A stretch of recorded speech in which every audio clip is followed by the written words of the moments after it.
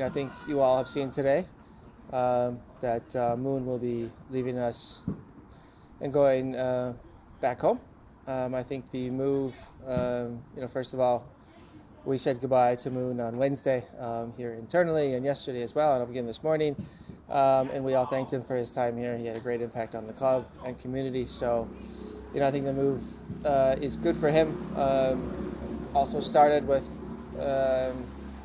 by him and his representation of being closer to home and to improving his chances of making the World Cup roster, which we all really want to see him a part of. Should be a great opportunity for him and his country. So, again, the big news today with Moon. All right, thank you. We have a few media on site, so we'll get started there, and then we'll move to some Zoom questions. So, Josh, if you can hear me, go ahead. Sure. Hey, Steve, how are you? Good, thanks. You too. First, on the Moon move, is that any kind of statement about where you feel you are defensively in the group that you have, being able to let someone like him go? No. This is us reacting to a request by our player, and we feel at the moment we can accommodate. But it is not something that was premeditated by us. Kellen Acosta getting called up to the U.S. men's national team. How do you, as a coach now, sort of balance the commitment you need from a player from a club and then obviously wanting him to succeed at the international level? How do you see that? The best way to prepare for an international game, especially one in Mexico, a very important game and three very important qualifiers, is to be informed and to be healthy and fit. And we've done, in my opinion, a very good job with Kellen over the past weeks to get him in that position to perform first and foremost for us on Sunday, club, and after that for country. And Greg Berhalter said yesterday that he can envision seeing Kellen playing left back. Is that something that you see out of Kellen as a possibility? How do you think he would do in that position? Well, I know he can play anywhere, and that's speaks for him and his intelligence and his versatility. Something we also saw when scouting Kellen, and something we knew prior to acquiring his services. But we want Kellen as much as possible in the park. Last one for me. Kellen's first month with the club, I mean, he literally came in after the U.S. men's national team, and as you guys were sort of already gearing up for preseason. How would you rate his first month with the team, the performances you've seen on the field? Good. He's slipped in personality-wise. He has, his character and his leadership skills have been very important in getting us off to a good start, among others. Noted, but I think he's adjusted well. I think the style of play from Colorado to us is very different. So it's taken some time to gel, and I think it's going to take a little more time for him to figure out how to be 100% effective in our style. But I am 100% sure he will, and I'm looking forward to that. All right, thanks, Josh. We're going to move to some Zoom questions. Tom Bogert, go ahead, Tom. Thanks, guys. Thanks for taking the time. I just have two quick questions about Mbake, if you don't mind. A little bit off topic, I guess. But I guess just going back to when he first arrived in 2021, what were your first thoughts and first impressions on Mbake? Well, I had him with the lights initially when he arrived. A very interesting young man who has a great character, somebody who has, natural-born leadership skills, a lot of emotion, a lot of passion in that body. He is technically a very good passer, physically gifted. I think as far as decision-making goes, still a very young player, and that's what we're working on. In every play in this game, there's a decision, there's a gather of information, and there's an execution. And then you look at, where does the player need help, and you work in that portion of the decision or that portion of the play. And for him, it's always been the decision-making, and we've been working on that. And so we're getting him into a very good position to succeed and to be, first and foremost, efficient and effective for LAFC, but more importantly for himself and his long career that I'm hoping he'll have. And so, as you alluded to, you had him kind of the first 8 or so games of his professional career with Vegas before he went to the first team and got the starting spot. How has he changed since those first appearances with Vegas in his development, and how far can he go in his career? It was a lot of give and take at first, and a lot of discussions, and everything was new. And so, you just with players like that, especially defenders, very few defenders come into a starting spot that young, especially in the center back position. It's much easier to come into this game into a starting spot on the flanks. That's where most younger players find their first steps in the professional game.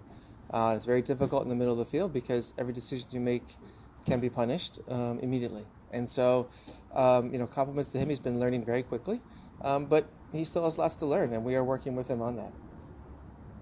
Thank you. All right, thank you, Tom. We'll go to Drake Hills. Go ahead, Drake. Hey, Steve, good to talk with you. Thanks for taking the time. I wanted to maybe take you back a little bit to, obviously, your time with the national team. You fielded some questions going into the international break this week. I want to take you back to your first time playing at the Azteca ahead of the 02 qualifying. Can you take me just, what comes to mind when I say that in that first time playing at the Azteca? What do you remember? What did you feel and what did you see from that time? It's a great rivalry, and I think it's a healthy rivalry as well. And Azteca is a very difficult place to play. It's loud, it's large. The field is a specific type of field. The grass is kind of spongy. It's a little higher. Sometimes plays fast, sometimes plays slow. You have the altitude. You have sometimes poor air quality. So there's a lot of obstacles to overcome. But I think if you can overcome all of these obstacles and just focus on 11v11 and that it is just another team out there and not this huge name that we always make it out to be we have over the past 20 years, it is just 11v11 out in the field. And I think that's very important for the players to just blend out all of the stuff away from the field and to focus on those 90 minutes, more importantly, or even more specifically, the first 45 minutes at hand, and then you deal with the second 45 after the first 45. Yeah, just to follow up real quick on that, obviously given the time, with this could very well be the last actually qualifier between these two teams in terms of playing at the Azteca, with obviously the expansion of the World Cup and then obviously both nations hosting in 26.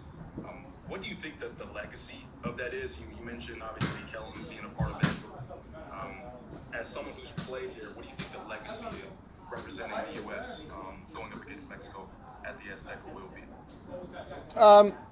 It'd be fantastic to get a win because you always remember the last time you play somebody in a significant moment. We all remember the World Cup of 2002 in the round of 16, beating them 2-0. And that is the last time we met Mexico at a World Cup, and that's the last one we remember. From the United States perspective, a nice win, a nice memory. So it would be great to get a result in Mexico. From the United States perspective. Of course, there's always two sides of the coin. All right, thank you. We'll go to Josue. Go ahead, Josue Lopez.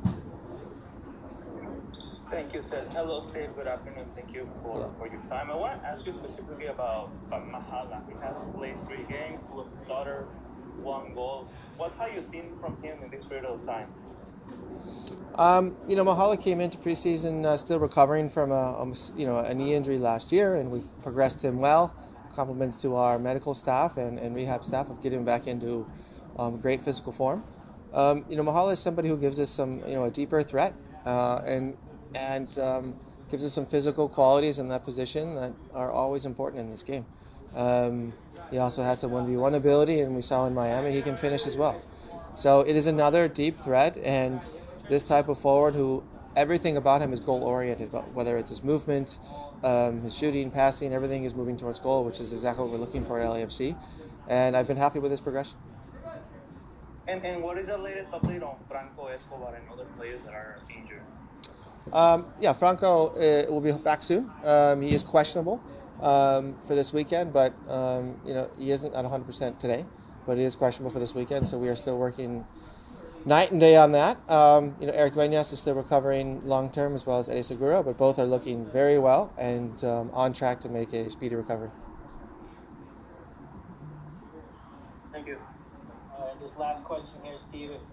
You just talk a little bit about Vancouver in terms of what you've seen from them so far this year and how you guys are preparing for them.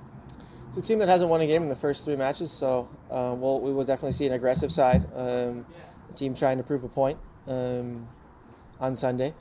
It's physically a gifted team. It's a team who can beat you on set pieces. It's a team who can beat you on the counter. And they also have pretty big targets and some threats in and around the box. Ryan Gauld is a player who has a wonderful finish or final pass and finish on him, a lethal left foot, and you have 2 finishes in the box. So it's a difficult game for us. It's going to be similar in some ways to Portland, where it's a team who defends with everything they have and who can beat you on the counter. But also because of their formation, will pose a threat with crosses on us. And so we have to be good at defending in the box. We have to be good at not letting teams in behind our back line. And then with the ball, we need to be much sharper and more precise with passing than we were in Miami.